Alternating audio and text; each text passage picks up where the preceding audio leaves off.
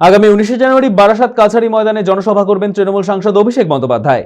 বিধানসভা ভোটের আগে প্রস্তুতি তুঙ্গে, আর তার আগেই বারাসাত কাছারি ময়দানে চলছে জনসভার জোর কদমে প্রস্তুতি।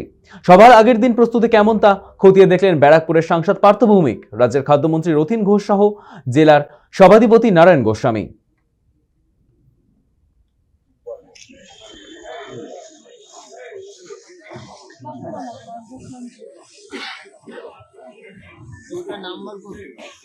আমাদের দলের কর্মীরা আসবে বা দলের লিডাররা আসবে, তারা সবাই মিলে এখানে উপস্থিত হয়ে সভাটাকে সাকসেস করাটাই মূল উদ্দেশ্য।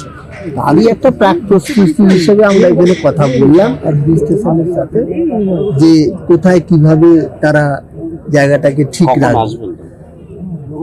আমার আনুমানিক আমার মনে হয় দুটোর মধ্যেই হয়তো তিনি এসে যাবে। মানে এই মঞ্চ কি ভূত হাঁটবে? হাঁটতে পারে। এখনই আমরা বলছিলাম সারপ্রাইজ জিজ্ঞেস করাটাই ভালো। আমরা মনে করি যে সংবাদ মাধ্যমের অধিকার আছে সঠিক জিনিসটা মানুষের কাছে তুলে ধরা। অর্থাৎ তারা তাদের মতো কাজ করবেন, তারা যাতে ভালোভাবে কাজ করতে পারেন সেটা দেখার দায়িত্ব প্রশাসন। এই বলছেন ভারতীয় জনতা পার্টি আপনারা যদি এসআইআরটা ভালো করে দেখেন তাহলেই বুঝতে পারবেন যে এই অনুপ্রবেশকারী তকমা যাদের দেয়া হচ্ছে এখনো পর্যন্ত কটা পাওয়া গেছে, যাদের পাওয়া যে রোহিঙ্গা কটা পেয়েছে, নাম দিন, একটা লিস্ট দিন যে এত অনুপ্রবেশকারী। ইলেকশন কমিশন তো দিচ্ছে না।